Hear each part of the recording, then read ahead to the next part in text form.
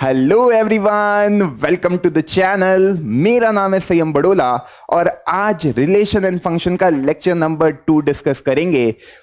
Discussion शुरू करने के पहले कुछ 4 लाइनें आप लोगों को दिख रही होगी। मैं एक बार बोल के बता देता हूं कि सपने वो नहीं होते जो आप नींद में देखते हैं, सपने वो होते हैं जो आपको नींद नहीं आने देते हैं। समझ गए? तो नींद उड़ा दे ऐसे सपने देखो, अपने सपनों के पीछे भागो, दिन रात मेहनत करो, क्योंकि मेहनत के अलावा कोई शॉर्टकट नहीं है सक्सेसफुल होने का। तो यार मन लगा के पढ़ाई करते रहो, मेहनत करते रहो, क्योंकि आज एक जोरदार टॉपिक शुरू कर रहा हूं, फंक्शन। कभी तुम जेई पॉइंट ऑफ व्यू से भी सोचो और तुम्हारी स्कूल पॉइंट ऑफ व्यू से भी सोचो तो ये जो इंपॉर्टेंट चैप्टर है, क्योंकि ये क्लास 12th में फिर से आएगा। मैंने तुम्हें कहा था relation and function class 12th का चैप्टर नंबर 1 है। और फंक्शन है ना, नींव होती है। फंक्शन एक फाउंडेशन होता है कैलकुलस का। जिसको फंक्शन समझ में आ गया उसको कैलकुलस में कभी कोई दिक्कत नहीं होगी, और जिसको फंक्शन में दिक्कत है उसका पूरा कैलकुलस हिला हुआ रहता है। तो यार फंक्शन की हर एक एक बारीक बातों को ध्यान से समझना, कोई कंफ्यूजन नहीं होगा, क्योंकि इसको पूरा आज अपन है ना निचोड़ लेंगे, पूरा सीख के जाएंगे आज। तो आज क्या क्या बात करूंगा, देखो फंक्शन के बहुत सारे लेक्चर होंगे आगे भी, पर आज के लेक्चर में क्या डिस्कशन है। तो सबसे पहली बात, फंक्शन की डेफिनेशन को समझेंगे, फिर डोमेन की बात करेंगे, फिर रेंज की बात करेंगे, फिर कोडोमेन की बात करेंगे, फिर टाइप्स ऑफ फंक्शन की बात करेंगे और क्या क्या ऑपरेशन लगते हैं फंक्शन में, उसके बारे में डिस्कशन होगा। तो यार कभी आप लोगों ने रिलेशन एंड फंक्शन का लेक्चर नंबर 1 नहीं देखा है, जहां पे मैंने पूरा रिलेशन पढ़ाया था, तो उसे देख लेना, क्योंकि वहां पे पूरा रिलेशन कंप्लीट हो गया है। मैं सीधे फंक्शन से स्टार्ट करूंगा। तो हेडिंग डाल लीजिए relation and function 0, relation and function 02। करें स्टार्ट। तो फंक्शन होता क्या है? तो फंक्शन यार एक स्पेशल टाइप का रिलेशन ही है। फंक्शन क्या है? एक स्पेशल टाइप का रिलेशन ही है। रिलेशन हमने पढ़ा, रिलेशन क्या था? सबसेट था Cartesian product A into B का। फंक्शन क्या होता है? तो यार देखो फंक्शन है ना छोटा भाई मान लो रिलेशन का। फंक्शन में मैंने क्या बोला था, रिलेशन में तुम कैसे भी एरो चला सकते थे मैपिंग में, पर फंक्शन में कुछ इंपॉर्टेंट बात है। कब तुम कहोगे कि फंक्शन डिफाइन हो रहा है सेट ए से सेट बी में? हम जब भी कहेंगे जब each and every element of set A has a unique image in set B. अब ये लाइन का मतलब क्या है इसको समझो। यहां पे मैंने 2 वर्ड यूज किए, each and every element of set A. Each and every element of each and every element of set A has a unique image in set B. Each and every element of set A with a unique image in set B. क्या मतलब है इसका? तो मैंने है ना एक set A बनाया, फिर मैंने एक सेट B बनाया। सेट A में मैंने एलिमेंट रखे A1, A2, A3। Set B में मैंने एलिमेंट रखे B1, B2, B3 और मानो B4। Each and every element मतलब जितने भी सेट ए के एलिमेंट है उनकी सबकी इमेज बननी चाहिए। रिलेशन में ऐसा जरूरी नहीं था। मैंने एक स्क्वायर वाला क्वेश्चन कराया था, मैंने कहा था कि यार स्क्वायर में कभी इधर कोई नंबर खाली छूट भी जाता है तो वो रिलेशन में इंक्लूड होगा। पर फंक्शन में क्या है, each and every element of set A has a unique image in set B. तो सबसे पहले तो हर एक एलिमेंट जो सेट ए में लिखा है उसकी इमेज बननी चाहिए। मतलब A1 की भी कुछ वैल्यू आनी चाहिए, A2 की भी कुछ वैल्यू आनी चाहिए और A3 की भी कुछ वैल्यू आनी चाहिए। पहली बात तो ये हर एक एलिमेंट की इमेज बननी चाहिए, each and every element of set ए का ये मतलब है। अब इमेज कैसी बननी चाहिए? यूनिक बननी चाहिए।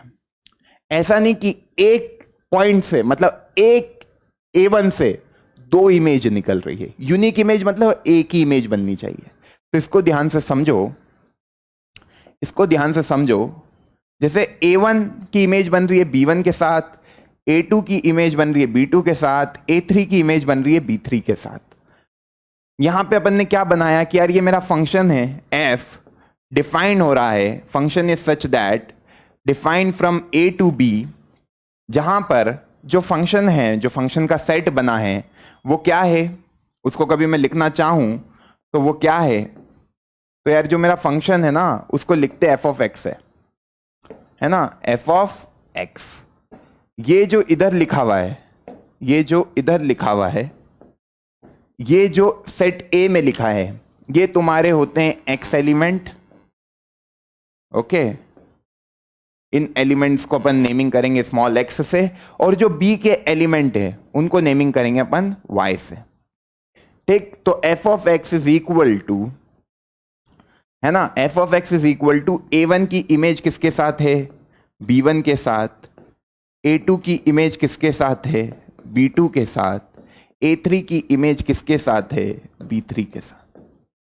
तो यार ये मैपिंग का बहुत इंपॉर्टेंट रोल है। फंक्शन की मैपिंग में सबसे इंपॉर्टेंट बात है कि ईच एंड एवरी एलिमेंट, मतलब सेट ए में जितने भी एलिमेंट है उन सबकी इमेज बननी चाहिए। इमेज कैसी बननी चाहिए, यूनिक इमेज बननी चाहिए। ऐसा नहीं होना चाहिए कि A1 की 2 इमेज बन रही है, ऐसा नहीं होना चाहिए कि A2 की 2 इमेज बन रही है। उस केस में अपन उसको फंक्शन नहीं बोलेंगे, उस केस में अपन उसको रिलेशन बोलेंगे। तो फंक्शन क्या है, एक स्पेशल टाइप का रिलेशन ही तो है। तो मैं कह सकता हूं कि जितने भी फंक्शन है, all functions are relation, but all relation are not function. ये बात समझने की, क्योंकि फंक्शन में ये 2 कंडीशन लग गई कि each and every element of set A with a unique image with set B. भाई जितने भी एलिमेंट सेट ए के हैं उनकी एक यूनिक इमेज बननी चाहिए सेट बी के एलिमेंट के साथ, तो अपन उसको फंक्शन बोलेंगे, नहीं तो फंक्शन नहीं बोलेंगे। तो यहां पे है ना, मैं तुमको कुछ मैपिंग्स बना के बताता हूं। जैसे मानो मैंने एक फंक्शन डिफाइन किया ए से बी, है ना, ये मेरा एक फंक्शन डिफाइन हुआ एफ, ये सेट ए था, ये सेट बी था। ओके, अब यहां पर हमने कुछ भी ले लिए एग्जाम्पल्स, है ना, तो मैंने नाम A1, A2, A3, B1, B2, B3। अच्छा, F की जगह इसका नाम रिलेशन ही ले लो, क्योंकि मैं पूछ रहा हूं तुमसे कि कौन कौन से रिलेशन फंक्शन है। तो ये R1 बना लिया मैंने एक, है ना, फिर मैंने एक R2 बना लिया मानो, है ना,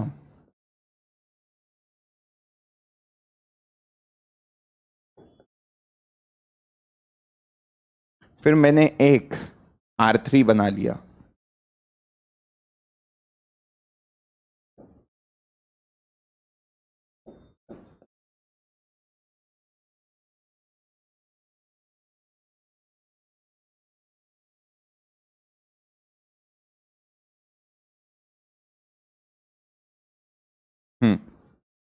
तो ये मेरा एक रिलेशन था R1, ये मेरा एक रिलेशन था R2, है ना, सेट A से लेके सेट B तक। एक मेरा रिलेशन है R3, अगेन सेट A से लेके सेट B तक। एक मेरा रिलेशन है R4, ओके, एक मेरा रिलेशन है R4, अगेन सेट A से लेके सेट B तक। अब देखना, तो मैं मैपिंग कर रहा हूं इसमें, ध्यान से देखना। मैंने एक मैपिंग करी कि A1 की B1 के साथ कर दी, A2 की B1 के साथ कर दी, A3 की B2 के साथ। फिर मैंने A1 की B1 के साथ कर दी, A1 की B2 के साथ कर दी, A2 की B3 के साथ कर दी, और A3 की B3 के साथ कर दी। फिर मैंने एक मैपिंग A1 की B1 के साथ कर दी, A2 की B1 के साथ कर दी, A3 की भी B1 के साथ कर दी। फिर मैंने एक A1 B1 कर दिया, एक A2 B2 कर दिया, बस। तो ये मैंने 4 रिलेशन इस तरीके से मैप कर दिए। अब इन 4 रिलेशन में से कौन कौन से फंक्शन है, पहले हमें ये तो पता लगे कि हम आइडेंटिफाई भी कर पा रहे हैं कि नहीं, फंक्शन है भी कि नहीं। तो रिलेशन को फंक्शन देखना है। अब ये चारों तो रिलेशन है, ये एक R1 रिलेशन डिफाइन किया, ये R2 रिलेशन डिफाइन किया, ये R3 रिलेशन डिफाइन किया, और ये R4 रिलेशन डिफाइन किया।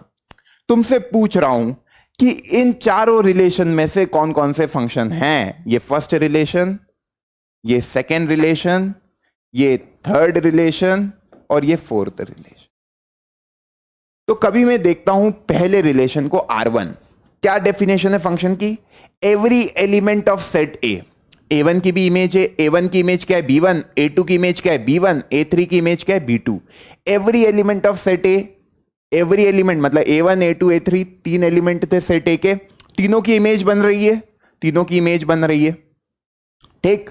तीनों की यूनिक इमेज है, मतलब हर एक एलिमेंट की एक ही इमेज है। यूनिक इमेज मतलब एक ही इमेज होनी चाहिए। जैसे ये A1 है तो A1 की एक ही इमेज पॉसिबल है, A1 की एक ही इमेज पॉसिबल है। ऐसा नहीं A1 से दो एरो निकल जाए, A2 से दो एरो निकल जाए, ये नहीं होती है फंक्शन की डेफिनेशन।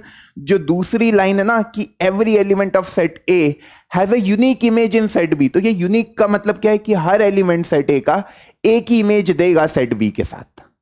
ये बात समझने की। तो यार पहले रिलेशन को देखें तो यार हर एक एलिमेंट की यूनिक इमेज है। देखो A1 से भी एक एरो ही निकल रहा है, A2 से भी एक एरो ही निकल रहा है, A3 से भी एक ही एरो निकल रहा है। हाँ ये बात है कि B1, जो B1 है ना वो A1 A2 ये दोनों की इमेज है, मतलब A1 A2, B1 is the image of A1 and A2।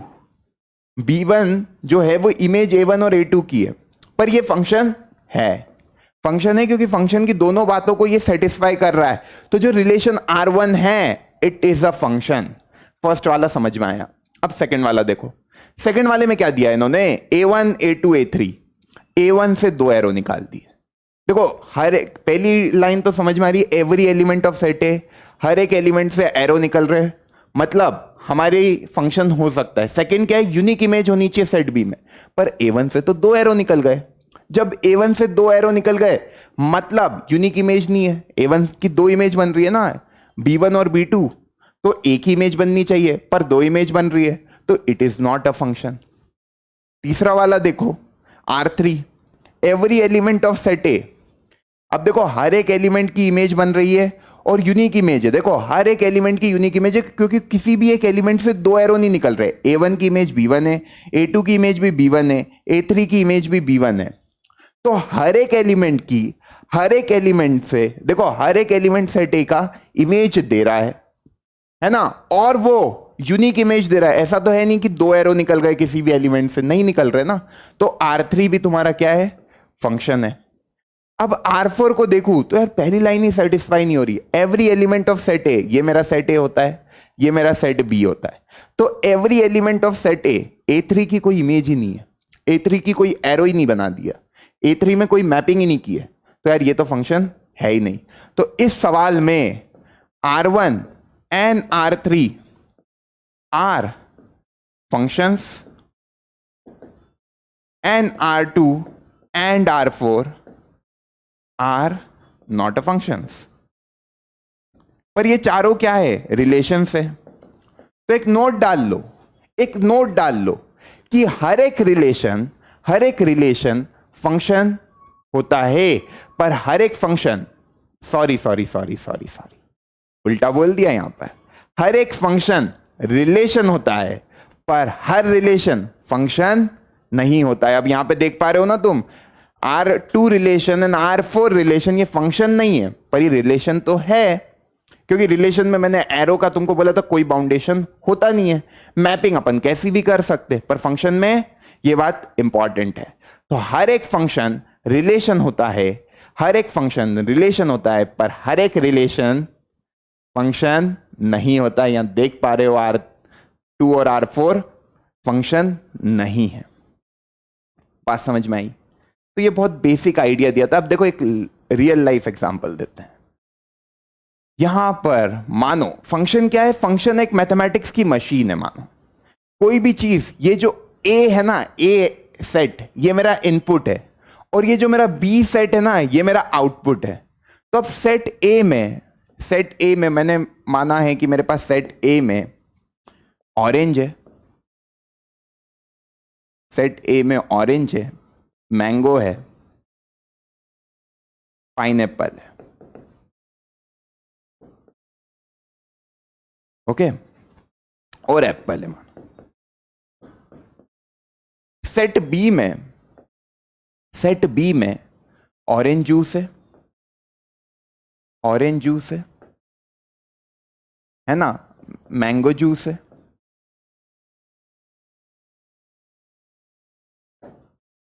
Pineapple juice है,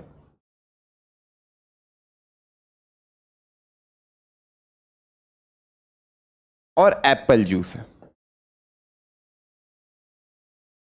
अब यहां पे बात समझना, देखो ये जो फंक्शन है ना, ये ए से बी में जो फंक्शन डिफाइन किया है, तो ये फंक्शन क्या है? मिक्सर है। ये फंक्शन क्या? एक मिक्सर है।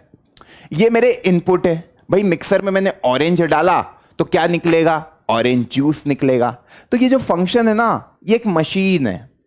मैथमेटिक्स में हम लोग क्या करेंगे? फंक्शन में नंबर्स डालेंगे, है ना, और फंक्शन अलग अलग टाइप के होंगे। स्क्वायर फंक्शन होंगे, स्क्वायर रूट फंक्शन होंगे, लॉगरिथमिक फंक्शन होंगे, एक्सपोनेंशियल फंक्शन होंगे, अलग अलग टाइप के फंक्शंस होंगे। उसमें अपन डालेंगे क्या? इनपुट। ये जो सेट ए होता है दैट इज कॉल्ड इनपुट, और जो सेट ए होता है उसी को डोमेन भी बोलते हैं। क्यों? क्योंकि यहां पर जो डोमेन होगी, डोमेन मैंने क्या बोला था? फंक्शन सेट के फर्स्ट एलिमेंट, मतलब रिलेशन में मैंने डोमेन क्या बताई थी कि रिलेशन सेट को जब तुम बनाओगे तो उसमें जो भी फर्स्ट एलिमेंट होंगे ऑर्डर्ड पेयर के, वो तुम्हारी डोमेन होती है। अब यार यहां पर भी एक बात समझना कि यहां पर भी हमारी डेफिनेशन नहीं बदलेगी, डोमेन वही है, first element. Okay, ordered pair का जब तुम फंक्शन का सेट बनाओगे तो उसमें जो फर्स्ट एलिमेंट रहेंगे ऑर्डर्ड पेयर के, वो आपको डोमेन देंगे। और वो किस के एलिमेंट रहेंगे? सेट ए के एलिमेंट। तो सेट ए के एलिमेंट आपको क्या देगा? डोमेन देगा। अब यार फंक्शन के केस में क्या हो रहा है? हर एक एलिमेंट की इमेज बननी चाहिए, तभी तो उसको फंक्शन बोलेंगे। तो यहां पे ऑरेंज को जब मैं मिक्सर में डालूंगा तो मुझे ऑरेंज जूस मिलेगा। तो ऑरेंज की मैपिंग ऑरेंज जूस के साथ, मैंगो की मैपिंग मैंगो जूस के साथ, पाइनएप्पल की मैपिंग पाइनएप्पल जूस के साथ, एप्पल की मैपिंग एप्पल जूस के साथ। Every element of set A has a unique image. ऐसा नहीं हो रहा है कि ऑरेंज डाला तो ऑरेंज जूस भी निकल रहा है और मैंगो जूस भी निकल रहा है। ऐसा हो रहा है क्या? नहीं हो रहा है। कभी ऐसा हो तो वो फंक्शन नहीं होगा, वो फंक्शन नहीं होगा। ये एक बहुत बेसिक सा एग्जांपल है कि यार कभी वो कह रहा है कि ऑरेंज ही डाल रहे हो तुम मिक्सर में और तुमको ऑरेंज जूस भी मिल रहा है और मैंगो जूस भी मिल रहा है। ऐसा हो ही नहीं सकता कि भाई संतरा डाली और संतरा का भी जूस मिल गया और आम का भी। ऐसा नहीं हो सकता, तो वो फंक्शन नहीं होगा। तो ये बात समझो कि एवरी एलिमेंट ऑफ सेट ए। अच्छा, एक और बात, ऐसा भी नहीं कर सकते कि कोई एलिमेंट को खाली छोड़ दो। मतलब तुम ये नहीं कर सकते कि एप्पल को मिक्सर में ही नहीं डालो। मतलब हर एक एलिमेंट जो सेट ए में लिखा है उसकी इमेज बननी ही बननी है, और वो यूनिक इमेज बननी है सेट बी में। तो ये फंक्शन की डेफिनेशन होती है। इस तरीके से इसको समझा जा सकता है। बात समझ में आई? तो ये फंक्शन डिफाइन हो गया ए से बी में, है ना। अब इस फंक्शन में ये क्या है? प्री इमेजेस है। ये क्या है? इमेजेस है। सब रिलेशन में पढ़ा रखा हूं। ये क्या बोलते हैं? Pre image. इसको क्या बोलते हैं? इमेजेस। जो इमेजेस होती है that is equal to the range, and जो प्री इमेज होती है that is equal to the domain, और जो सेट बी होता है that is equal to the codomain. तो यहां पर फंक्शन चैप्टर में डोमेन हमेशा किसके बराबर आएगी? सेट ए के। फंक्शन चैप्टर में डोमेन किसके बराबर आएगी? सेट ए के, क्योंकि सेट ए का हर एक एलिमेंट की इमेज बनेगी। तो सेट ए के सारे एलिमेंट की कभी इमेज बन रही है तो फर्स्ट एलिमेंट सेट ए के सारे ही आ जाएंगे। तो जो डोमेन होगी वो सेट ए के बराबर ही हो जाएगी। तो यहां पर कभी मैं इस क्वेश्चन में डोमेन लिखने जाऊं, डोमेन की बात करूं या प्री इमेजेस की बात करूं इस सवाल में, तो वो क्या आ रहा है? वो आएगा orange, mango, pineapple and Apple. Short form में लिख दिया है orange, mango, pineapple and Apple. ये अपनी डोमेन हो गई। रेंज की बात करेंगे तो, रेंज की बात करें या इमेजेस की बात करें तो रेंज और इमेजेस क्या होगी? Orange juice, mango juice, pineapple juice and Apple juice. ये आपकी क्या हो गई? रेंज। ये आपकी क्या हो गई? रेंज। कोडोमेन, तो कोडोमेन आपको पता है जो रेंज होती है वो सबसेट होती है कोडोमेन का, है ना। और कोडोमेन क्या होता है? That is equal to set B. तो अब यहां पे रेंज देखो, पूरा सेट बी आ गया। सेट बी के सारे एलिमेंट रेंज आ गए, सेट बी के सारे एलिमेंट रेंज आ गए। तो कोडोमेन इस केस में क्या हो गई? पूरी सेट बी हो गई। तो इस केस में रेंज और कोडोमेन बराबर हो गई, रेंज और कोडोमेन बराबर हो गई। बात समझ में आई? डोमेन हमेशा सेट ए आएगी फंक्शन चैप्टर में, क्योंकि अपन हर एक एलिमेंट की इमेज तो बनाएंगे ही, डेफिनेशन ही फंक्शन की इस तरीके से डिफाइन होती है। तो ये बात समझ में आ गई। अब देखो ये जो दो फंक्शन बने थे R1 एंड R3, इनकी डोमेन और कोडोमेन बता सकते हो? R1 की डोमेन क्या? A1 A2 A3। मैंने बोला डोमेन तो पूरा सेट A होगा। रेंज क्या होगी? जो इमेजेस बन रही है B1 और B2, B3 इमेज नहीं बन रही है, तो रेंज क्या हो गई? रेंज ऑफ R1 क्या होगी? रेंज ऑफ R1, यहां पे कभी मैं रेंज की बात करूं इस सवाल की, तो रेंज क्या होगी? B1 comma B2। रेंज क्या होगी? B1 comma B2। और डोमेन तो पूरा सेट A, ये आपकी डोमेन हो गई, ये आपकी डोमेन हो गई। अब इस सवाल में देखो, इस सवाल में डोमेन तो वापस से सेट A पूरा है ना। डोमेन क्या होगी? A1 comma A2 comma A3। Range क्या होगी? रेंज क्या होगी? That is equal to B1 comma B1। बस B2 तो है ही नहीं, B2 तो है ही नहीं, तो रेंज इस केस में B1 होगी, क्योंकि सबकी इमेज क्या बन रही है? केवल B1 ही।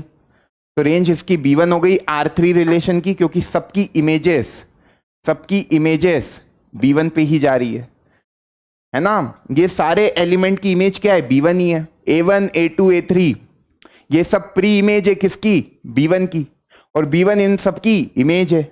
तो डोमेन, रेंज और कोडोमेन में मेरे ख्याल से कोई अंतर नहीं है, मतलब अंतर तो है पर समझने में कोई दिक्कत नहीं है।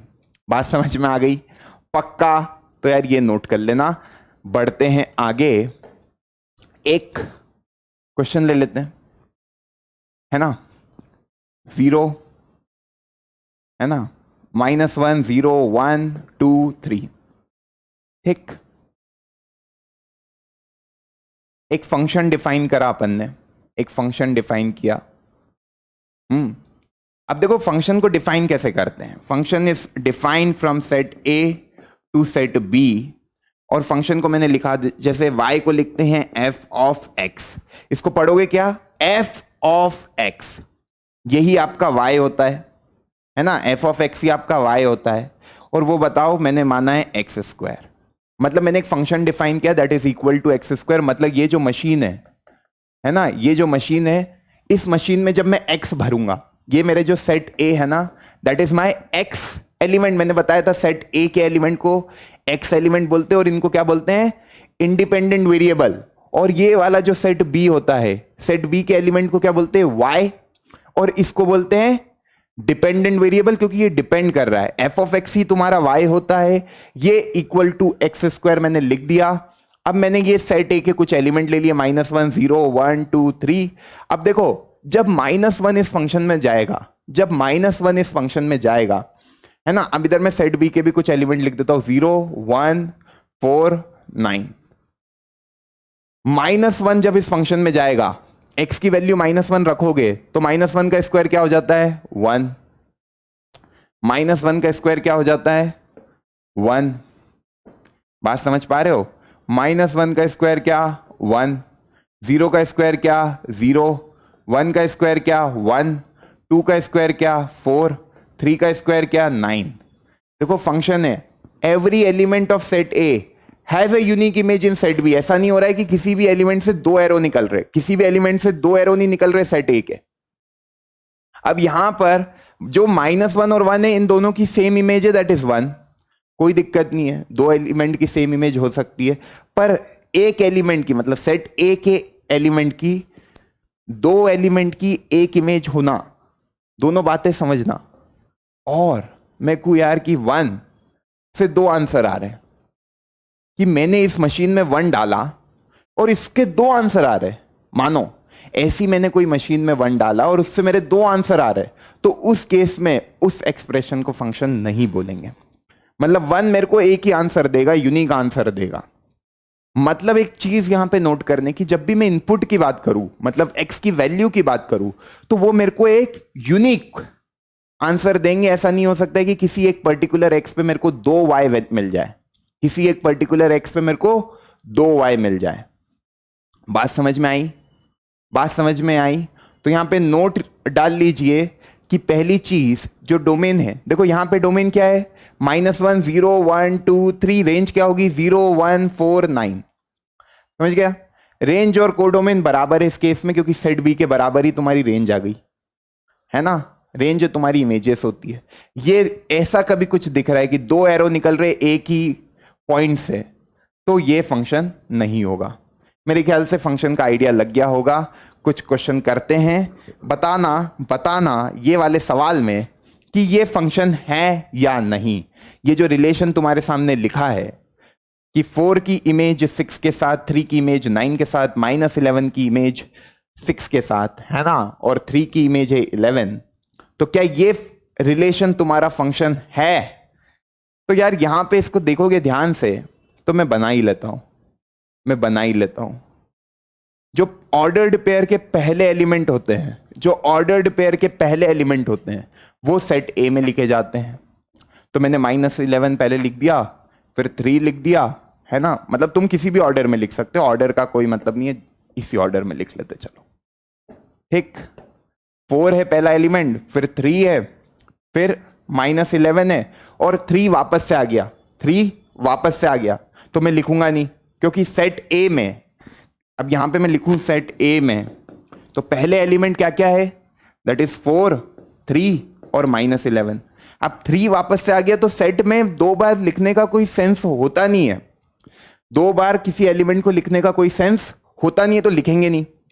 अब सेट बी की बात करें, तो सेट बी में कौन कौन से एलिमेंट है, देखो सेट बी में तुम्हारा है 6 9 6 एक और बार नहीं लिखेंगे, है ना, 6 एक और बार नहीं लिखेंगे, और 11 है। ये तुम्हारा सेट बी आ गया, है ना। तो सेट बी के एलिमेंट लिख दो 6 9 11, ठीक। अब देखो तुम 9 नहीं, ये 4 है, 4 की इमेज 6 के साथ, ये बना दिया 4 की इमेज 6 के साथ, 3 की इमेज 9 के साथ, है ना, 3 की इमेज 9 के साथ, 3 की इमेज 11 के साथ, 3 की इमेज 11 के साथ, ओके, और -11 की इमेज 6 के साथ। अब यार मैंने कहा था एवरी एलिमेंट ऑफ सेट है, हर एक एलिमेंट की इमेज तो है, पर ये जो 3 है ना, ये दिक्कत कर रहा है। 3 से 2 एरो निकल रहे, 3 की 2 इमेज है, 9 भी है और 11 भी है।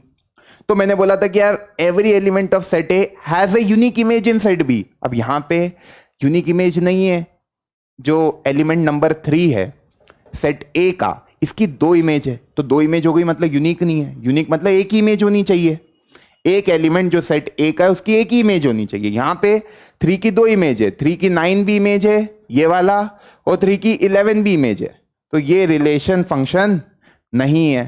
तो यहां पे आप लिखोगे it is not a function. मेरे ख्याल से बहुत आसानी से ये बातें समझ में आ गई होगी। मैपिंग में कोई दिक्कत नहीं है, केवल ये 2 वर्ड याद रखना, each and every element of set A has a unique image in set B, तभी तुम उस रिलेशन को फंक्शन कहोगे। फंक्शन एक स्पेशल टाइप का रिलेशन है, फंक्शन एक स्पेशल टाइप का रिलेशन है। बात आगे बढ़ाते हैं। अब यार नंबर ऑफ फंक्शन, कितनी मैपिंग पॉसिबल है। जहां पे मैंने नंबर ऑफ रिलेशन तुमको बताए थे कि सेट ए में मानो p एलिमेंट है, सेट बी में q एलिमेंट है, तो नंबर ऑफ रिलेशन कितने पॉसिबल है, तो अपन ने देखा था a इंटू बी के जितने सबसेट पॉसिबल है उतने ही नंबर ऑफ रिलेशन पॉसिबल है। पर यहां पे मैपिंग कैसी भी नहीं कर सकते, कैसी भी मैपिंग a और b में नहीं कर सकते, कुछ अपने पास कंडीशंस है जो अपने को दिमाग में रखनी है। तो फिर यहां पे नंबर ऑफ फंक्शन कैसे निकालोगे सेट a और b के, तो बहुत आसान है। देखो सेट ए में तुम मानो m नंबर ऑफ एलिमेंट है ना, तो सेट ए के मैं एलिमेंट लिख रहा हूं a1 a2 a3 and so on up to am। Set B में n नंबर ऑफ एलिमेंट है, b1 b2 b3 and so on up to bn। तो नंबर ऑफ एलिमेंट जो सेट ए में है वो कितने हैं, m। नंबर ऑफ एलिमेंट जो सेट बी में है वो कितने हैं, n। अब यार एक बात बताना, every element of set A has a unique image in set B. मतलब तुम देखो ये जो पहला a1 है, इस a1 की किसी के साथ भी मैपिंग कर सकता हूं। इस A1 की मैं किसी के साथ भी मैपिंग कर सकता हूं। मेरे पास कितने वेज है भाई, इस A1 की मैं B1 के साथ मैपिंग कर सकता हूं, इस A1 की मैं B2 के साथ मैपिंग कर सकता हूं, इस A1 की मैं B3 के साथ मैपिंग कर सकता हूं। मैं n तरीके से इसकी मैपिंग कर सकता हूं A1 की, है ना। इसी तरीके से मैं A2 की भी n तरीके से मैपिंग कर सकता हूं, A3 की भी, and so on up to AM तक। मैं हर एक एलिमेंट की n तरीके से मैपिंग कर सकता हूं। जिसको परम्यूटेशन एंड कॉम्बिनेशन आता है उसको ये बातें बहुत आसानी से समझ में आ रही होगी कि मैं क्या कह रहा हूं। भाई यहां पे A1 के पास n तरीके हैं, किसी के साथ भी जोड़ सकता है ना। मैं ये नहीं कह रहा हूं एक ही फंक्शन में, जो तुम एक फंक्शन बना रहे हो उसी में मैंने n के साथ जोड़ दिया तो फिर वो फंक्शन नहीं रहेगा, मैं ये कह रहा हूं कि एक तो ये हो सकता है कि तुम यार ऐसा बना दो, फिर A2 को भी B1 के साथ जोड़ दो, A2 को भी B1 के साथ जोड़ दो, A3 को भी B1 के साथ, A4 को भी, इस तरीके से, है ना। तो यहां पे तुम्हारे पास n तरीके हैं इस A1 की मैपिंग करने के लिए, इस A2 के लिए भी n तरीके हैं, इस A3 के लिए भी n तरीके हैं। तो n into n into n into n, कब तक, m टाइम्स, क्योंकि हर एक एलिमेंट सेट A का इमेज बनाएगा, तो कितने फंक्शन बन सकते हैं, n की power m functions are possible. कभी सेट A में m एलिमेंट है, सेट B में n एलिमेंट है, तो n की पावर m तुमको सीधे बता देगा इतने फंक्शन बन जाएंगे। इसका मैं एक एग्जांपल देता हूं तो तुमको बहुत आसानी से चीजें समझ में आएगी। समझा? देखो, ये मैंने एक सेट A लिया, एक मैंने सेट B लिया। सेट A में मैंने 2 एलिमेंट लिए, A1 A2। सेट B में मैंने 3 एलिमेंट लिए, B1 B2 B3। अब तुम ध्यान से देखना, फंक्शन एक मैंने बनाया, देखो एक फंक्शन मैंने यहां पे मैं ना फंक्शन बना रहा हूं, उनकी मैपिंग बना रहा हूं, A1 A2 B1 B2 B3। मैंने क्या किया, A1 की मैपिंग भी B1 के साथ कर दी, A2 की मैपिंग भी B1 के साथ कर दी, एक फंक्शन ये बन गया। फिर मैंने A1 A2 लिया इस तरीके से, B1 B2 B3। मैंने A1 की मैपिंग B1 के साथ, A2 की मैपिंग B2 के साथ, है ना। फिर मैंने एक फंक्शन लिया A1 A2 B1 B2। A1 की मैपिंग मैं B1 के साथ ही कर रहा हूं, मैंने A2 की मैपिंग B3 के साथ कर दी, है ना। ये समझना बात को, A2 की मैपिंग B3 के साथ कर दी। ये 3 तरीके हो गए। A1 B1 को मैंने फिक्स रखा था, A2 को बदल दिया। अब A1 की मैपिंग एक बार B2 के साथ कर देता हूं तो उसके 3 तरीके निकल जाएंगे। 3 इससे निकले, फिर 3 उससे निकलेंगे, फिर 3 एक और बार से निकलेंगे। मतलब ये जो अगले 3 है उसमें मैं क्या करूंगा, A1 की मैपिंग B2 के साथ फिक्स कर दूंगा। ये मैंने A1 की मैपिंग B2 के साथ फिक्स कर दी। अब ये A2 की मैपिंग देखो मैं एक बार B1 के साथ करूंगा, है ना। बात को समझना, बहुत आसानी से समझ में आ जाएगा। अब देखो A1 को मैंने B2 के साथ फिक्स रखा है, A2 की मैपिंग B2 के साथ हो जाएगी। फिर A1 A2, ये B1 B2 B3, A1 को B2 के साथ फिक्स रखा है, A2 की B3 के साथ मैपिंग। ये 3 वेस, ये 3 और आ गए, है ना। फिर A1 और B3 रख देंगे एक बार, तो A1 B3 वो वाला भी तुमको समझ में आ रहा होगा। इधर मैं कभी बनाऊं तो ये A1 A2, ये B1 B2 B3। अब A1 को मैंने B3 के साथ फिक्स कर दिया, A2 B1 एक मैपिंग हो जाएगी। A1 को तो मैंने B3 के साथ फिक्स कर ही दिया है, A1 को मैंने B3 के साथ फिक्स कर दिया, A2 की B2 के साथ मैपिंग होगी, A1 A2, ये बना आपका B1 B2 B3। A1 की मैपिंग B3 के साथ फिक्स है, A2 B3। तो देखो ये मेरे 9 पॉसिबल फंक्शन बन सकते हैं। कभी मैं टोटल नंबर ऑफ फंक्शन इसके बनाना चाहूं तो टोटल नंबर ऑफ फंक्शन कितने बन गए? 9। तो भैया ऐसे बना बना के थोड़ी देखेंगे, एक फॉर्मूला डायरेक्ट याद कर सकते कि नंबर ऑफ एलिमेंट बी में कितने थे, n की पावर m। यहां पे n की पावर m में n होते number of element set b के, और इधर m क्या होते number of element set a के। तो n की वैल्यू कितनी है? 3। m की वैल्यू कितनी है? 2। तो ये हो जाएगा 3 का स्क्वायर, देखो 9 फंक्शन ही बन रहे हैं तुम्हारे, 1 2 3 4 5 6 7 8 9। ये 9 मैपिंग फंक्शन की डेफिनेशन को सेटिस्फाई कर रही है। भाई every element of set A has a unique image in set B. 9 फंक्शनों को देखो, F1 से लेके F9 तक सब अपनी फंक्शन की डेफिनेशन को सेटिस्फाई कर रही है। तो ये जो फॉर्मूला ये दिमाग में रखना, n की पावर m। अब यहां पे इंपॉर्टेंट क्या है कि ये जो n है, ये जो n है, ये जो n है, ये क्या है? n यहां पे है number of element set b के, है ना, सेट b के। और जो m है वो है number of element set a के। बात समझ में आ गई? नोट कर लो इसको।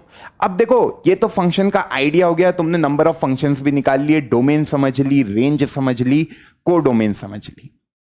अब एक ग्राफिकल तरीका होता है कि तुमको कभी कोई ग्राफ मिल जाए और तुमसे बोले कि यार ये ग्राफ फंक्शन का है कि नहीं, ये ग्राफ जो बना हुआ है ये किसी फंक्शन को रिप्रेजेंट कर रहा है कि ये फंक्शन नहीं है। तो उसको चेक करने का एक बहुत सिंपल तरीका है।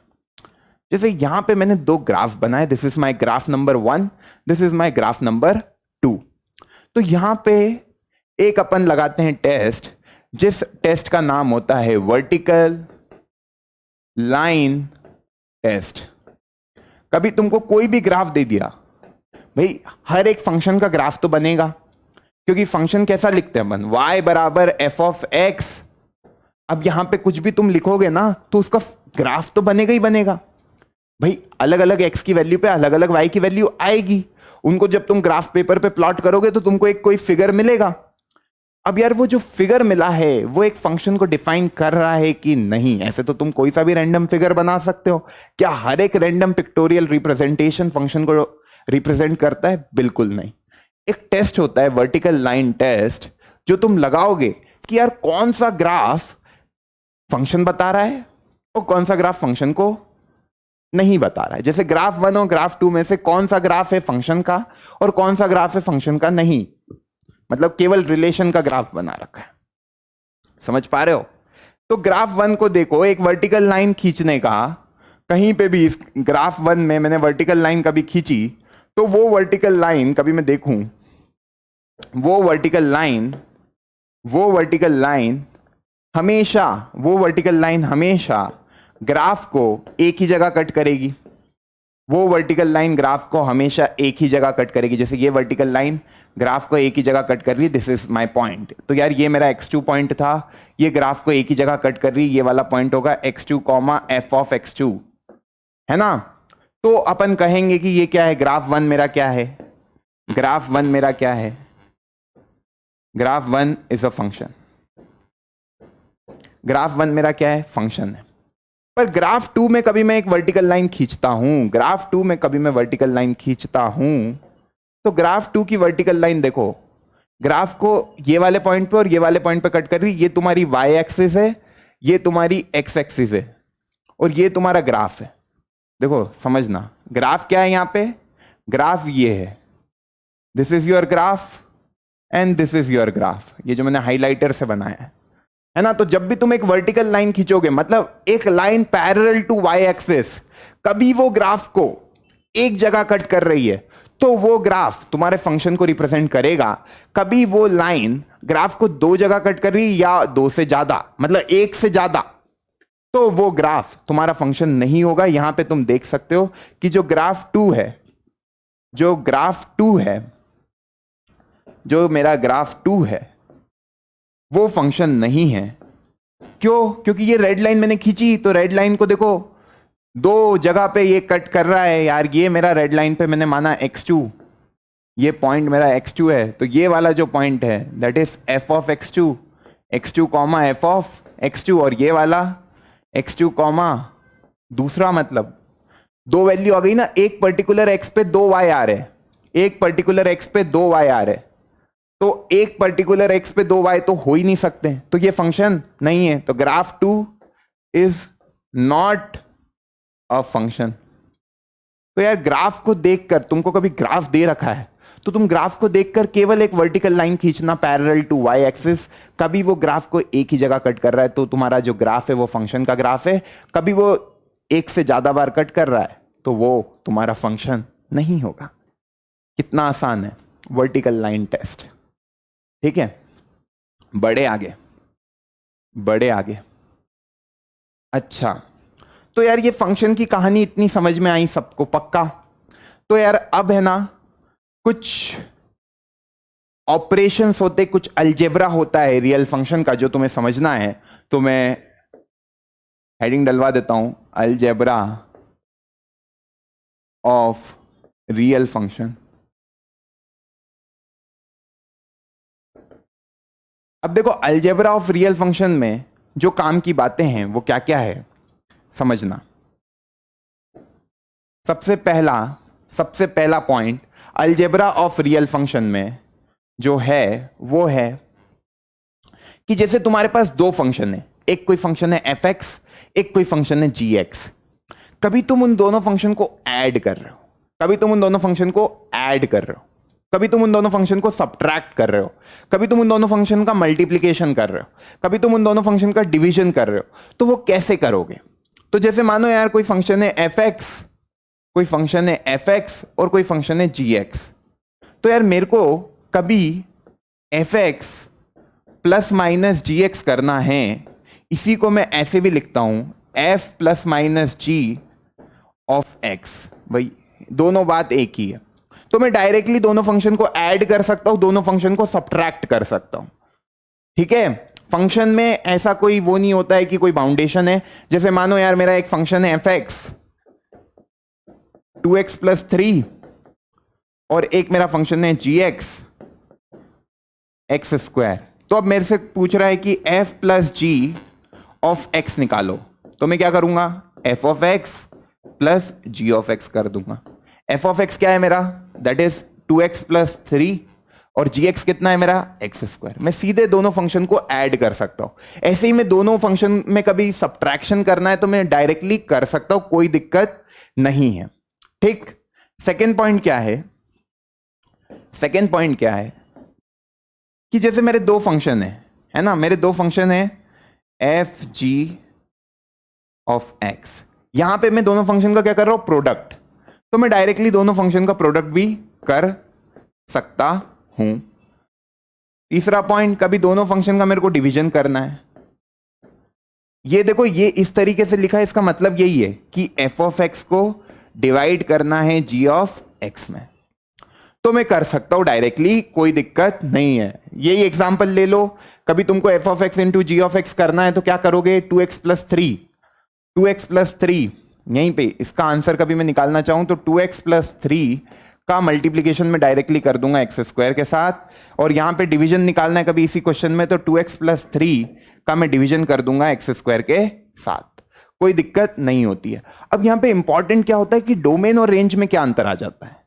तो देखो डोमेन और रेंज, जैसे मानो एफ ऑफ एक्स की डोमेन, तुम्हारी एफ ऑफ एक्स, तुम्हारा जो फंक्शन तुमको दिया है उसकी डोमेन है d1, जी ऑफ एक्स की डोमेन है d2। समझना समझना, एफ ऑफ एक्स की okay domain, domain of f of x आपकी है d1 और domain of g of x आपकी है d2, है ना।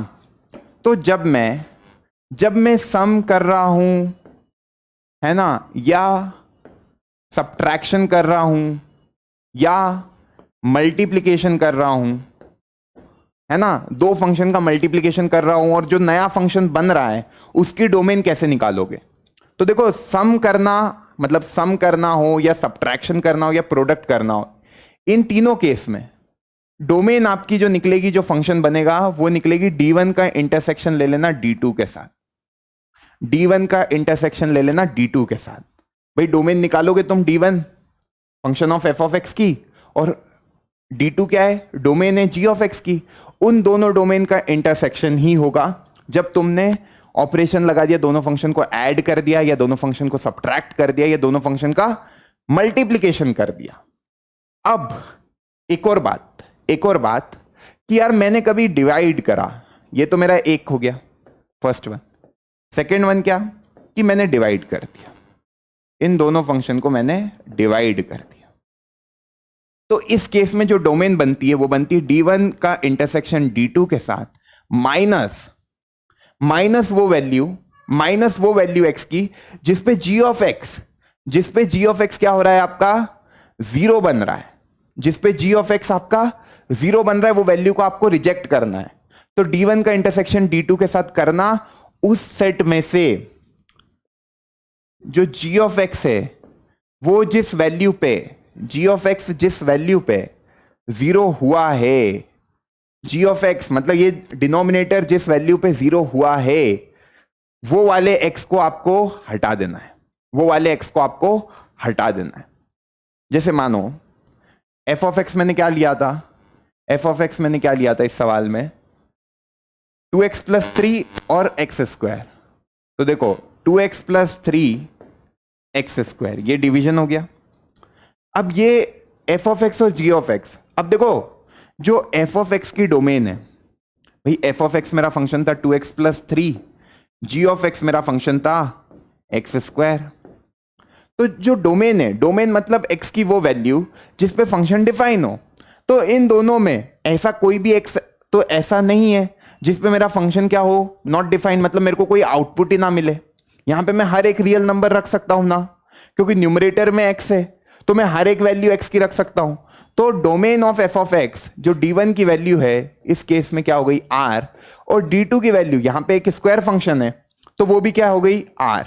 जब तुम D1 का इंटरसेक्शन लोगे D2 के साथ तो वो क्या आएगा r। भाई एक रियल नंबर का सेट है, दूसरा भी रियल नंबर का सेट है, उनका इंटरसेक्शन लोगे तो क्या आएगा r। पर उसमें से x की वो वैल्यू माइनस करनी है जिस पे g ऑफ x जीरो बन रहा है। तो g ऑफ x किस पे जीरो बनेगा भाई, g ऑफ x को जीरो रखो तो x² बराबर जीरो, तो यहां से x की वैल्यू जीरो, मतलब इसकी डोमेन क्या होगी, रियल नंबर माइनस मेरे को एक सेट निकालना पड़ेगा, that is my number zero.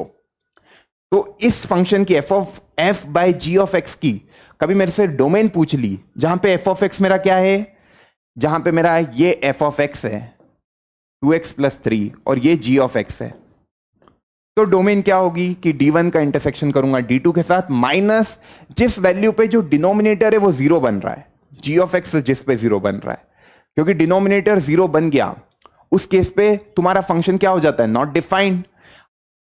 कौन कौन से आपके क्राइटेरिया रहते हैं, या तो आपका जो डिनोमिनेटर है ना, सॉरी गाइस 2 सेकेंड, हाँ क्या क्या क्राइटेरिया है, या तो आपका डिनोमिनेटर है ना जीरो बन जाए तो आपका फंक्शन नॉट डिफाइंड हो जाएगा, या अंडर रूट के अंदर कोई नेगेटिव नंबर आ जाए, अंडर रूट के अंदर कभी कोई नेगेटिव नंबर आ गया तो भी फंक्शन नॉट डिफाइंड होगा। और मैं अलग अलग फंक्शन को जब डिफाइन कराऊंगा आपको तो आपको डोमेन और रेंज लिखवाऊंगा, आपको ग्राफ बनवाऊंगा, तो आपको ये आइडिया लग जाएगा कि डोमेन अपन कैसे निकालेंगे फंक्शन की। अभी तो आपको ये समझ में आ रहा है ना कि यार मेरा फंक्शन था 2x प्लस 3, इसकी डोमेन तो सारे रियल नंबर। भाई डोमेन क्या होता है, वो वैल्यू x की जिस पे फंक्शन मेरा डिफाइन हो। तो 2x प्लस 3 में x की कौन सी वैल्यू, सारी ले सकते, सारे रियल नंबर ले सकते हैं।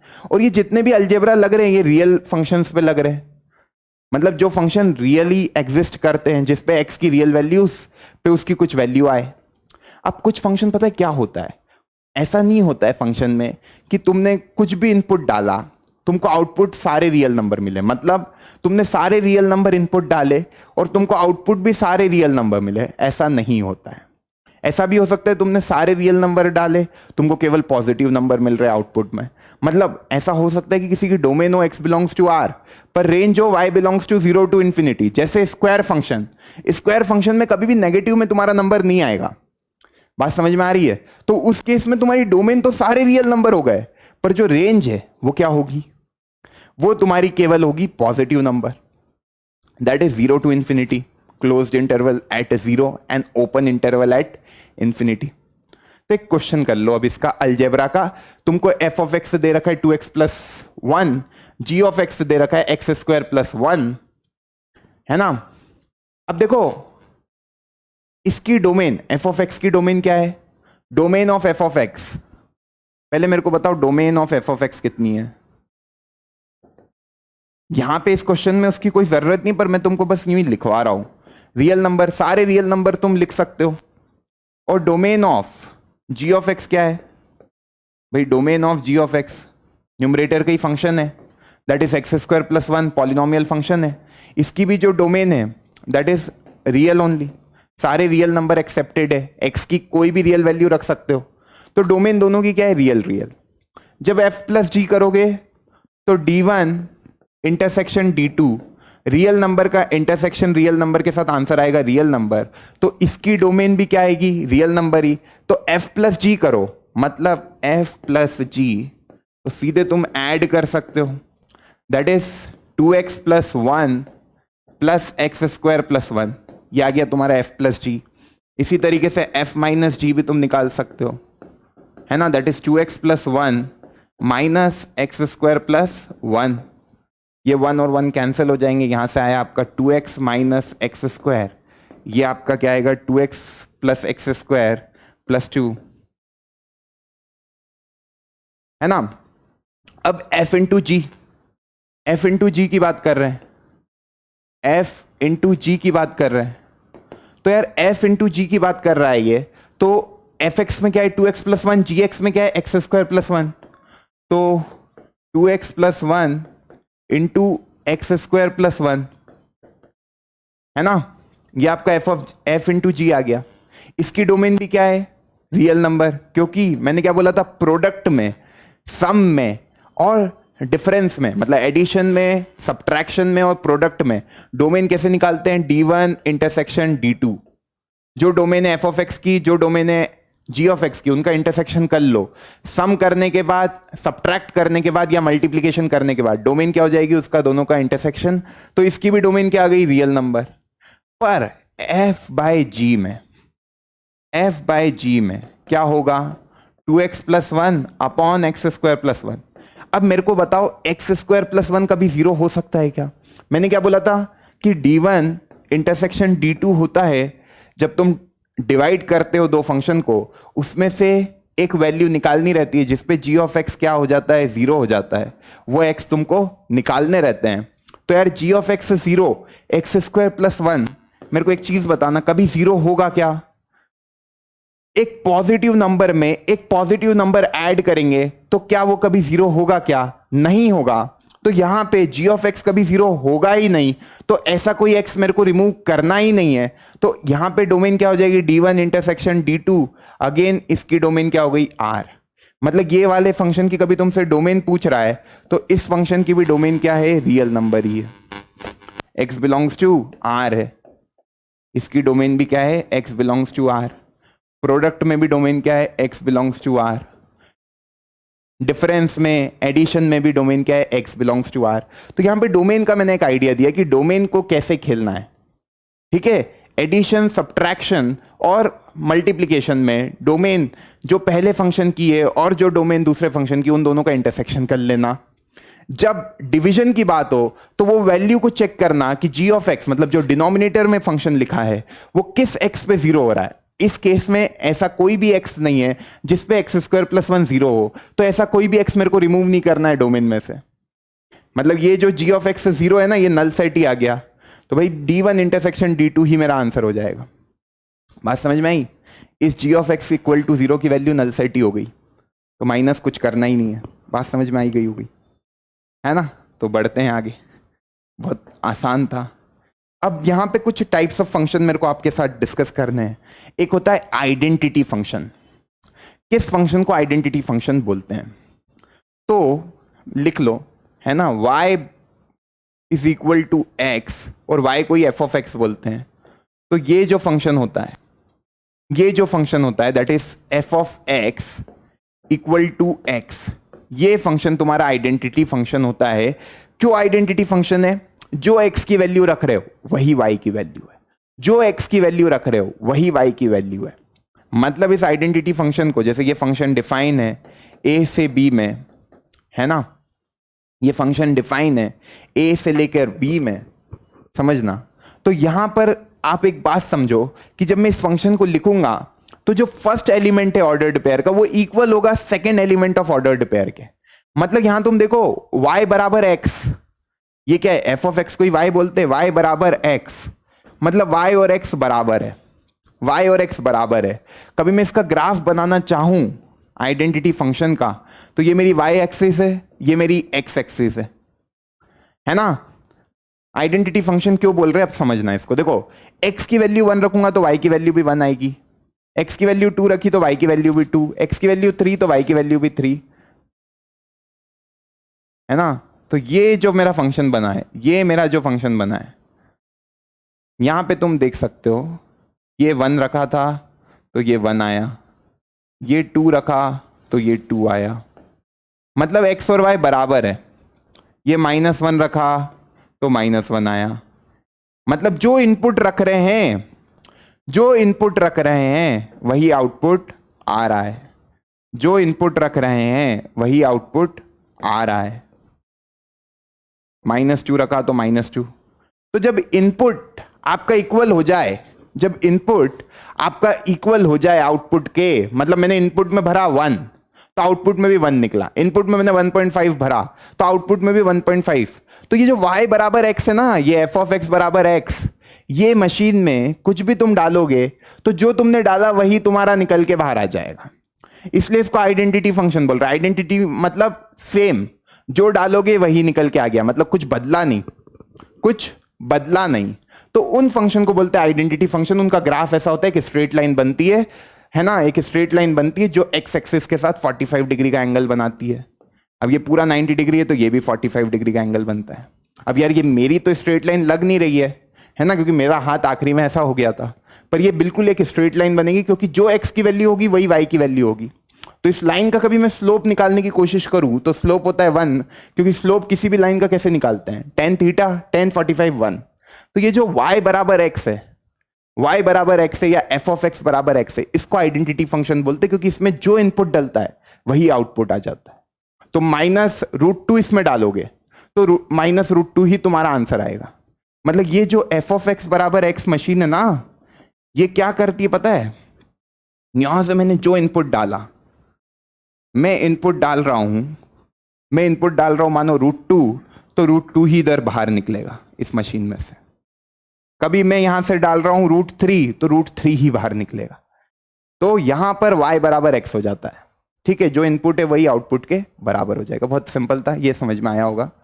This is identity function. अब कांस्टेंट फंक्शन क्या होता है, समझना ध्यान से। कांस्टेंट फंक्शन क्या होता है, तो यार कांस्टेंट फंक्शन मतलब देखो y बराबर c, मतलब तुम x की कुछ भी वैल्यू डालो y तुम्हारा कांस्टेंट ही आएगा। x की कुछ भी वैल्यू डालो y तुम्हारा कांस्टेंट ही आएगा। अच्छा, आइडेंटिटी फंक्शन की डोमेन और रेंज की तो मैंने बात की नहीं यहां पर। तो डोमेन क्या होगा, x बिलोंग्स टू r, और जो डोमेन होगा वही रेंज होगा, तो y belongs to r। Domain को x से रिप्रेजेंट करते, रेंज को y से, तो x belongs to r, y belongs to r। सारे रियल नंबर पुट करोगे, सारे रियल नंबर आउटपुट में दिखेंगे। अच्छा, जब कांस्टेंट फंक्शन की बात कर रहे हैं y बराबर c, तो अब यहां पे तुम देखो एक बात कि ये मेरी y एक्सिस है, ये मेरी x एक्सिस है। अब y बराबर c मतलब ये हो गया मेरा y बराबर c, ये कोई मान लो पॉइंट है 0,c y एक्सिस पे, पैरेलल टू x एक्सिस ये मेरा ग्राफ बन गया। ये जो मैंने व्हाइट लाइन से बनाया ना, ये this is my graph of the function. अब तुम वर्टिकल लाइन टेस्ट कर लो, एक ही जगह कट करेगा। तो x की कुछ भी वैल्यू आए, मतलब तुम x में कुछ भी भरो, y तो हमेशा c ही निकलेगा। c मतलब एक रियल नंबर है। यहां पे जो c है ना, this is belongs to a real number only. c एक नंबर है, ओके। तो ये x की वैल्यू कुछ भी रख दो, मतलब x की वैल्यू तुम इनफाइनाइट रख दो, x की वैल्यू 0 रख दो, x की वैल्यू 1 रख दो, क्योंकि यहां पे x कुछ है ही नहीं, है ना। तो देखो x की वैल्यू मैंने 1 रखी, 1 पे भी आंसर क्या आ रहा है, that is equal to c। मतलब इनपुट कुछ भी डाले, आउटपुट हमेशा c निकलेगा। तो ये जो कांस्टेंट फंक्शन की मशीन होती है ना, भाई फंक्शन एक मशीन ही है, तो कांस्टेंट फंक्शन में तुम कुछ भी इनपुट डालोगे, आउटपुट हमेशा कांस्टेंट आएगा, that is equal to c. Input कुछ भी डालो,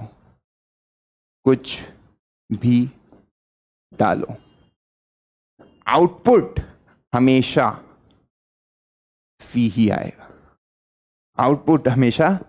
आएगा। तो यहां पे कभी मैं डोमेन की बात करूं, कुछ भी डालना मतलब x बिलोंग्स टू r, सारे रियल नंबर डाल सकता हूं। रेंज की बात करूं, रेंज मतलब y की वैल्यू, तो y तो केवल एक नंबर दे रहा है, दैट इज नंबर c। तो y belongs to number c। अब ये c एक्चुअली एक नंबर है, जैसे ये फंक्शन ऐसे दिखते हैं, y इक्वल टू 2, तो y इक्वल टू 2 एक कांस्टेंट फंक्शन है, क्योंकि y की वैल्यू हमेशा 2 है। x की तुम कुछ भी वैल्यू डालो, y हमेशा 2 है, क्योंकि वो x मतलब यहां पे कुछ लिखा नहीं है ना, इसका मतलब 0x है। अब x की वैल्यू कुछ भी लिखोगे, उसका मल्टीप्लीकेशन 0 के साथ होगा, तो वो 0 ही आएगा, और y हमेशा 2 ही आएगा। तो कांस्टेंट फंक्शन को इस तरीके से समझ सकते हो कि y equal to 2 plus 0x, जो x के आगे का कोफिशिएंट है वो 0 कर दिया, तो x की कुछ भी वैल्यू डालो, आउटपुट हमेशा एक कांस्टेंट नंबर ही आएगा। बात समझ में आई? अच्छा, स्क्वायर फंक्शन क्या होता है? तो स्क्वायर फंक्शन तुमने देख ही रखा है, y बराबर एक्स स्क्वायर। मतलब तुम यहां पे इस मशीन में इनपुट कुछ भी डालोगे, क्योंकि इनपुट कुछ भी डाल सकते हो, सारी रियल वैल्यू पे ये डिफाइंड है। तो input x belongs to r डालोगे, तो जो आउटपुट निकलेगा y बराबर एक्स स्क्वायर में, या मैं बोलूं f ऑफ x बराबर एक्स स्क्वायर में, इसको स्क्वायर फंक्शन बोलते हैं। तो यार इसका आउटपुट कभी नेगेटिव नंबर होगा क्या? नहीं होगा। तो इसमें जो आउटपुट निकलेगा दैट विल बी 0 से लेके इंफिनिटी तक, 0 पे क्लोज्ड इंटरवल, क्योंकि जब तुम x की वैल्यू 0 डालोगे तो आउटपुट 0 आएगा। पर कभी ऐसा हो सकता है क्या कि मैंने कोई नंबर ऐसा डाला स्क्वायर फंक्शन में और उसका आंसर -2 आ जाए? तो कभी भी किसी नंबर का स्क्वायर नेगेटिव नहीं होता है। तो स्क्वायर फंक्शन की domain x belongs to r हो गई, और रेंज y बिलोंग्स टू 0 से लेके इंफिनिटी हो गई। तो ऐसे हर एक फंक्शन की डोमेन और रेंज पे बातें करेंगे। अब जैसे y equal to x square का कभी तुम ग्राफ देखोगे ना, तो वो कुछ ऐसा दिखेगा तुमको। अब ये ग्राफ में बना कैसे रहा हूं? पॉइंट को प्लॉट करके, ये ग्रीन लाइन, ये जो ग्रीन मैंने कर्व बनाया है, this is the function y equal to x square. Parabola बनता है, क्वाड्रेटिक फंक्शन है, अपवर्ड ओपनिंग पैराबोला, क्योंकि a ग्रेटर देन 0 है, और इसके दोनों रूट क्या है? 0,0। भाई अल्फा की वैल्यू भी 0 है, बीटा की वैल्यू भी 0 है, इसकी वर्टेक्स भी 0,0 होगी। ये तुम्हारा बन गया। अब देखो वर्टिकल लाइन टेस्ट करो, एक ही जगह कट कर रही है, मतलब ये तुम्हारा फंक्शन है। बात समझ में आ गई होगी। तो स्क्वायर फंक्शन का ग्राफ इस तरीके से बनता है। और कभी तुमको ग्राफ याद नहीं रहते हैं तो क्या करोगे? 4 पॉइंट ले लेना, x की वैल्यू -1 रखी, x की वैल्यू -2 रखी, y की वैल्यू देखो। जब तुमने x की वैल्यू -1 रखी, जब तुमने x की वैल्यू -1 रखा, तो y की वैल्यू क्या आ रही है? +1। जब तुमने x की वैल्यू -2 रखी, तो y की वैल्यू क्या आ रही है? 4। ये आगे चलेगा ऐसा, है ना। जब तुमने x की वैल्यू +1 रखी, तो y की वैल्यू क्या आ रही है? 1। तो 1,1 से भी ये पास होगा। जब तुमने x की वैल्यू 2 रखी, तो y की वैल्यू क्या आ रही है? 2,4। बस इन सब पॉइंट को प्लॉट कर दिया। 0,0 तो है ही, x को जब 0 रखा तो y की वैल्यू 0 आ गई। तो उन जब पॉइंट को 4-5 पॉइंट को तुम जोड़ोगे तो इस तरीके का तुमको ग्राफ मिल जाएगा। तो ये तुम्हारे स्क्वायर फंक्शन का ग्राफ हो जाता है। आई बात समझ में? अब स्क्वायर रूट फंक्शन आ जाती है एक बात। स्क्वायर रूट फंक्शन मतलब y बराबर √x। तो ये वाला जो फंक्शन है, this is called square root function. अब यार स्क्वायर रूट फंक्शन में क्या होगी डोमेन, क्या होगी रेंज, खुद ही सोच सकते हो। अच्छा हाँ, कुछ बच्चों को डाउट होता है, मेरे को एक चीज बताना, स्क्वायर रूट ऑफ 4 का आंसर क्या होगा? अब यहां पे तुम ये मत बोलना +2 एंड -2। स्क्वायर रूट ऑफ 4 है ना, केवल +2 देता है। स्क्वायर रूट ऑफ 4 केवल +2 देता है। किसी भी नंबर का स्क्वायर रूट करोगे तो हमेशा एक पॉजिटिव नंबर मिलता है, +2 -2 नहीं मिलते हैं। तो ये मिसकंसेप्शन होता है। तुम उस इक्वेशन के सॉल्यूशन बता रहे हो, x² = 4, है ना। इस इक्वेशन की दो वैल्यू है, x = +-2, पर स्क्वायर रूट ऑफ 4 का केवल एक ही आंसर होता है, that is +2, not -2 is accepted. तो स्क्वायर रूट फंक्शन का एक बहुत अच्छा लॉजिक है कि जैसे कि स्क्वायर रूट फंक्शन की मशीन है ना, f(x) = √x। इस मशीन में मैंने इनपुट डाला, तो मैं क्या सारे इनपुट डाल सकता हूं? मैंने क्या बोला था कि रूट में नेगेटिव नंबर एक्सेप्टेड नहीं होते हैं, रूट में नेगेटिव नंबर एक्सेप्टेड नहीं होते। रूट ऑफ -4 क्या है? It is a imaginary number. तो ये रूट के अंदर मतलब सारे इनपुट नहीं डाल सकता हूं, सारे इनपुट नहीं डाल सकता हूं। तो मैं कौन से इनपुट डालूंगा? कौन से इनपुट डालूंगा? x की कौन सी वैल्यू डालूंगा? 0 डाल सकता हूं, 0 से बड़े नंबर डाल सकता हूं। तो यहां पे x बिलोंग्स टू क्या हो गया? 0 से लेके इंफिनिटी तक। तो रूट फंक्शन में जब ये 0 से लेके इंफिनिटी तक वैल्यूज जाती है ना, तो इसका जो रिजल्ट आता है, मतलब इसकी जो रेंज आती है, that is also a positive number. अब यहां पे ये मत सोचना कि जब 4 डालोगे तो √4 +-2 होता है, नहीं, केवल +2 होता है। तो square root function positive number ही लेता है और पॉजिटिव नंबर ही देता है ना। 0 से लेके सारे पॉजिटिव नंबर, 0 इंक्लूड है। 0 डालोगे तो 0 ही, और पॉजिटिव नंबर डालोगे तो पॉजिटिव नंबर ही आते हैं। नंबर अलग आएंगे, नंबर सेम नहीं आते हैं। √4 डाला तो 2 आएगा, √9 डाला तो 3 आएगा। मशीन समझ पा रहे हो? तो इसकी जो डोमेन है, this is x belongs to 0 to ∞, इसकी जो रेंज है, ये रेंज हो गई और ये डोमेन हो गई। बात समझ में आ गई? ये कंफ्यूजन रहता है बच्चों को, √4 का आंसर केवल +2 होता है, इसको नोट कर लेना, -2 नहीं होता है, ठीक है। x² = 4 के दो आंसर होते हैं, +-2। ये दोनों बातें अलग है, ये दोनों बातें अलग है। तो यार मैं कभी एक चीज देखूं तो अपन ने एक चीज देखी, जब इनपुट सारे रियल नंबर थे स्क्वायर फंक्शन में, तो आउटपुट केवल पॉजिटिव नंबर आ रहे थे। अब मैंने इनपुट भी पॉजिटिव नंबर करे, आउटपुट पॉजिटिव नंबर हो गए। आइडेंटिटी फंक्शन में इनपुट भी सारे रियल नंबर थे, आउटपुट भी सारे रियल नंबर थे। कांस्टेंट फंक्शन में इनपुट सारे रियल नंबर थे, मगर आउटपुट केवल एक कांस्टेंट c था। तो अलग अलग केसेस पॉसिबल हो सकते हैं। मतलब ये फंक्शन है ना, फंक्शन पे डिपेंड करता है कि आपका इनपुट क्या होगा, आपका आउटपुट क्या होगा, क्या वैल्यू को। ऐसा नहीं होता कि सारे फंक्शन सारे रियल नंबर को अपने अंदर ले लेते हैं। जैसे अब √x, ये x की वैल्यू नेगेटिव नंबर एक्सेप्ट ही नहीं करेगा, तो वो इनपुट मेरा क्या हो गया? इनवैलिड हो गया। तो उस केस में अपनी डोमेन क्या हो गई? 0 से ∞। बात समझ में आ गई?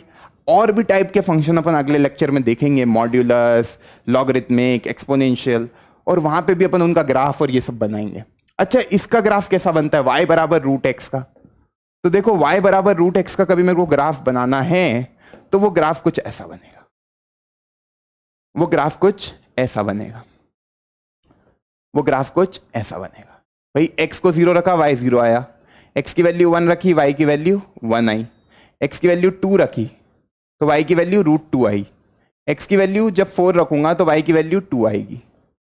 तो ये जो पॉइंट है, this is 4,2, this point is 1,1 and this point is 0,0। इसको जोड़ के तुमको केवल इधर ही बनाना है, पॉजिटिव में ही। ये y पॉजिटिव होता है, इधर x पॉजिटिव, मतलब फर्स्ट क्वाड्रेंट में ही ग्राफ बनेगा, फर्स्ट क्वाड्रेंट में ही ग्राफ बनेगा, फर्स्ट क्वाड्रेंट में ही ग्राफ बनेगा। तो ये जो ग्रीन वाला मैंने बनाया है, this is my graph of y = √x। मेरे ख्याल से बात समझ में आ गई होगी। डोमेन इसकी ये होती, रेंज इसकी ये होती है, ठीक है। बड़े आगे, एक क्वेश्चन है, express the following function as the set of ordered pair and determine their range. अब इन्होंने सेट बिल्डर फॉर्म में लिख के दिया है तुमको कि फंक्शन डिफाइन हो रहा है ना, फंक्शन डिफाइन हो रहा है। कहां से कहां तक पढ़ो, इस क्वेश्चन को करो अटेम्प्ट। फंक्शन डिफाइन हो रहा है x से r तक, और fx क्या है तुम्हारा? x³ + 1, वेयर x की वैल्यू क्या क्या है? -1, 0, 3, 9, 7, ठीक। तो ये मैंने x बना दिया, ये मैंने x बना दिया। क्या क्या? -1 0 3 9 7, है ना। अब ये मेरा फंक्शन है, क्या फंक्शन है? x³ + 1। तो जब -1 इसमें जाएगा, -1 इसमें जाएगा, ये जो मेरा है ना r मतलब मेरा जो सेट b है, ये सारे रियल नंबर का सेट है, सारे रियल नंबर इसमें आ गए। पर अब अपन सेट b को कभी लिखेंगे तो मेरे को -1 जब मैं इस फंक्शन में डालूंगा तो f ऑफ -1 की वैल्यू देखो क्या आएगी। x की जगह -1 रखेंगे, -1 का क्यूब + 1 अपना आया 0, है ना। तो 0 लिख दो इधर। फिर f को जब 0 रखोगे, f ऑफ 0, क्योंकि तुम्हारा f ऑफ x क्या है? That is x³ + 1। तो 0 रखोगे तो 0 का cube + 1 that is equal to 1, तो यहां पे 1 आ जाएगा। जब f ऑफ 3 रखोगे, f ऑफ 3 की वैल्यू निकालने की कोशिश करोगे तो क्या आएगा? 3 का क्यूब + 1 दैट इज 27 + 1, यह आया 28। इसी तरीके से f ऑफ 9 लिखोगे, f ऑफ 9 लिखोगे तो क्या आएगा? 9³ + 1, कितना आएगा ये? 9³ + 1 कितना आएगा? 9³ that is 729 + 1 that is equal to what? 730। तो यहां पे लिखोगे 730। 3 में लिखा 28, 3 में लिखा 28 और 9 में लिखा 730, है ना। और f ऑफ 7 को देखोगे तो क्या आएगा? 7 का क्यूब + 1 343 + 1 दैट इज 344। तो ये आ गया 344। अब क्या पूछा था इन्होंने? Express the following function as the set of ordered pair. तो ऑर्डर्ड पेयर बनाने हैं। देखो -1 पे इमेज क्या मिल रही है? 0, 0 पे इमेज क्या मिल रही है? 1, 3 पे इमेज क्या मिल रही है? 28, 9 पे इमेज क्या मिल रही है? 730, 7 पे इमेज क्या मिल रही है? 344।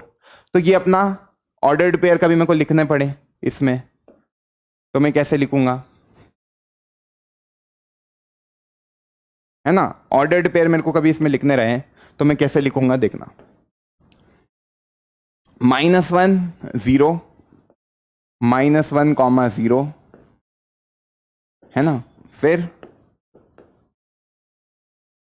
0, 1 0, 1 3, 28 9, 730 एंड 7, 344।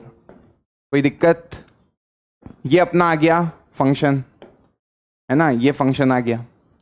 अब इस फंक्शन के अपने एलिमेंट आ गए। अब डोमेन की बात कर रहे हैं, डोमेन की बात कर रहे हैं तो डोमेन क्या होगा? पूरा सेट x, क्योंकि हर एक एलिमेंट की इमेज तो बनाई है अपन ने जो सेट x में दिया था, -1 0 3 9 7, है ना। तो x पूरा मतलब -1 0 3 9 7, ये डोमेन हो गई। रेंज की बात करूं मैं इसी फंक्शन की तो सेकेंड एलिमेंट, सारे रियल नंबर नहीं होंगे रेंज में, केवल second element that is 0 1 28 730 and 344। तो 0 1 28 730 एंड 344, ये रेंज हो गई। कोडोमेन की बात करता कभी इसी क्वेश्चन में तो कोडोमेन क्या होता? सारे रियल नंबर का सेट, क्योंकि जो तुम्हारा पूरा सेट बी है, जो तुम्हारा पूरा सेट बी है उसमें रियल नंबर सारे हैं, क्योंकि ये देखो आर लिखा है यहां पे, मतलब x इज डिफाइंड फ्रॉम, मतलब function is defined from set x to real number के सेट तक। पर अपन ने केवल वितने लिए जितनी पॉसिबल इमेजेस है, अब इसमें आगे और भी है पर मैंने सारे एलिमेंट इसमें नहीं लिखे हैं। पर इसका मतलब क्या है कि सारे रियल नंबर है। तो कोडोमेन कभी पूछता तो कोडोमेन पूरा सेट आर हो जाता। इन्होंने डोमेन पूछी, डोमेन -1 0 3 9 7 मतलब पूरा सेट x। रेंज -1 रखा तो 0 आया, 0 रखा तो 1 आया, 3 रखा तो 28 आया, 9 रखा तो 730 आया, 7 रखा तो 344 आया। तो ये रेंज है 0 1 28 730 344। बात समझ में आई? अब यार ये लास्ट क्वेश्चन है आज की क्लास का, एनसीईआरटी बुक का। कभी वो कह रहा है दो फंक्शन इक्वल है तो एक्स की वैल्यू निकालो। तो अब दो फंक्शन इक्वल है मतलब एफ ऑफ एक्स तुमको इक्वल दे दिया जी ऑफ एक्स के। एफ ऑफ एक्स की वैल्यू क्या है, 3x² -1 is equal to 3 plus x. इधर लेके आओ, 3x² -x -4 इक्वल टू 0, है ना। तो ये आएगा 3x² -4x, okay, plus 3x -4 equal to 0। तो अब यहां से आप क्या कॉमन निकाल सकते हो, x कॉमन निकाल लिया तो 3x -4 आया, इधर से +1 कॉमन निकाल लिया तो 3x -4 आया, दैट इज इक्वल टू 0। तो x +1 आया और 3x -4 आया इक्वल टू 0। तो x की वैल्यू -1 आई और 4/3 आया। देख लो, जब दो फंक्शन इक्वल है दोनों को बराबर रखा, x की वैल्यू निकाल ली, कोई दिक्कत। ये स्प्लिटिंग द मिडिल टर्म लगाया यहाँ पे, ये क्वाड्रेटिक को सॉल्व करने का तरीका 3 4 12, तो वही 4 और 3 हो जाएंगे, -4x + 3x। यहाँ से x निकाला 3x -4 +1 निकाला 3x -4, 3x -4 common, x +1, x की वैल्यू -1 आ गई और 4/3 आ गया। मेरे ख्याल से कोई दिक्कत कोई समस्या नहीं होगी। तो यार ये हमारा इंट्रोडक्शन पार्ट खत्म हो गया फंक्शन का। डोमेन, रेंज, कोडोमेन, कितने नंबर ऑफ फंक्शन निकल सकते हैं, कोई समस्या नहीं होगी। थैंक यू सो मच, मिलते हैं नेक्स्ट लेक्चर में। तब तक के लिए एक्सरसाइज जो तुम्हारी 2.1 है पूरी सॉल्व हो जाएगी, पूरी सॉल्व हो जाएगी। कुछ इंपॉर्टेंट फंक्शन अगली क्लास में डिस्कस करेंगे, modulus function, exponential function, graph बनाएंगे, डोमेन निकालेंगे, रेंज निकालेंगे, तो मजा आने वाला है। ओके, तो मन लगा के पढ़ाई करते रहो। मिलते हैं नेक्स्ट क्लास में, तब तक के लिए बाय बाय गाइस।